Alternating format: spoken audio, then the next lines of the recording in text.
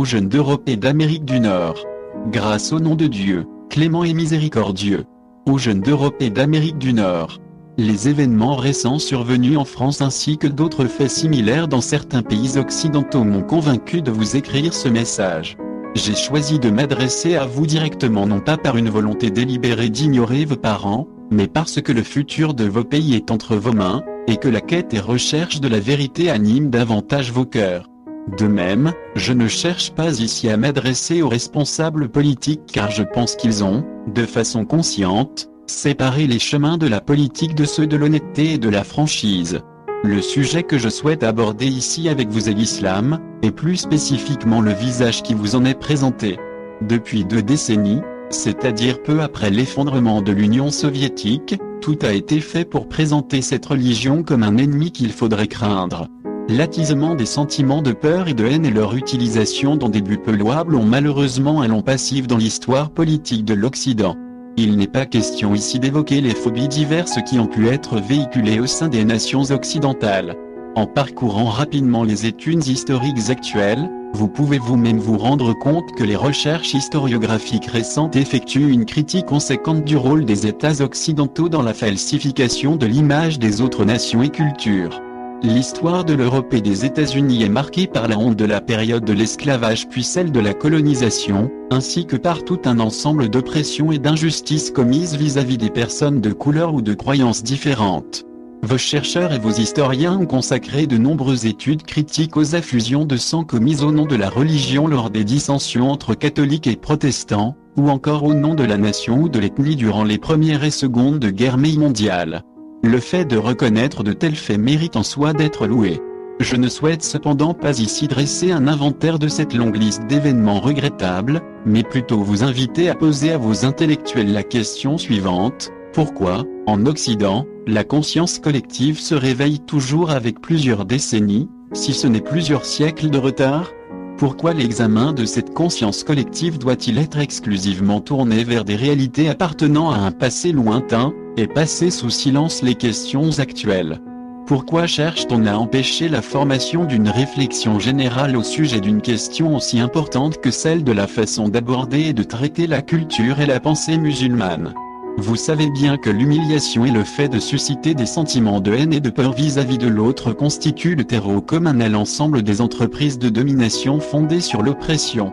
Je souhaite maintenant que vous vous demandiez pourquoi cette fois-ci, la vieille politique de fomentation de la peur et de la haine a pris l'islam et les musulmans comme objectif, et ce avec une intensité sans précédent.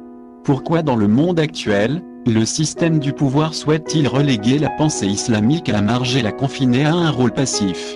L'islam comprendrait-il des pensées et valeurs qui viendraient contrarier les ambitions des grandes puissances? Quels intérêts dessert la diffusion de représentations erronées au sujet de l'islam? Mon premier souhait est donc que vous vous interrogiez au sujet des éléments motivant une telle diabolisation massive de l'islam.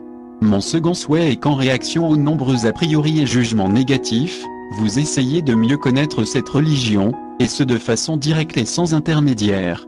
Une logique saine implique au moins que vous sachiez ce qu'était exactement cette réalité que l'on cherche à vous faire fuir et que l'on vous présente sous un jour menaçant. Je ne vous invite pas forcément à accepter la façon dont j'envisage l'islam ou telle conception particulière à son sujet, mais je vous incite à refuser que cette réalité dynamique et influente du monde actuel vous soit présentée au travers du filtre de dessins politiques peu louables. Ne permettez pas que les terroristes souvent issus de ces mêmes pouvoirs qui prétendent les dénoncer vous soient présentés comme étant les représentants de l'islam. Essayez de connaître l'islam à travers ses sources authentiques et de première main, à travers le Coran et la vie de son prophète. La question mérite d'être posée: avez-vous déjà consulté directement le livre sacré des musulmans? Avez-vous étudié les enseignements humains et moraux dispensés par le prophète de l'islam? Avez-vous déjà pris connaissance du message de l'islam à travers une source autre que celle des médias? Vous êtes-vous déjà demandé sur quelle base et selon quelles valeurs ce même islam que l'on diabolise a pu être à la source de l'une des plus grandes civilisations du monde, et constituer le berceau des plus grands penseurs, et ce pendant de nombreux siècles? Je vous demande de ne pas permettre que les portraits dénigrants que l'on peut faire de cette grande religion dressent des barrières psychologiques entre cette réalité et vous, vous privant ainsi toute possibilité de jugement impartial. Dans un monde où les moyens de communication ont brisé les barrières géographiques, ne permettez pas que l'on enserre votre esprit dans des limites construites de toutes pièces. Bien que personne ne puisse à lui seul combler le fossé créé entre ses a priori et la réalité, chacun d'entre vous peut, en s'efforçant personnellement de distinguer le vrai du faux, contribuer à créer des ponts fondés sur une pensée juste et libre. Ce sont ces ponts qui contribuent à réduire de tels fossés.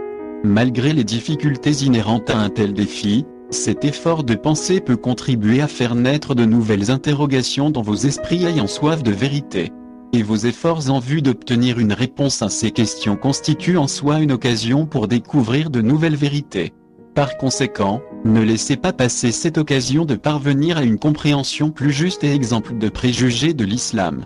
Ainsi, peut-être, grâce à votre sens de la responsabilité vis-à-vis de ce qui est vrai et juste, les futures générations pourront se pencher sur cette période d'interaction de l'Occident avec l'islam avec une conscience plus apaisée qu'auparavant.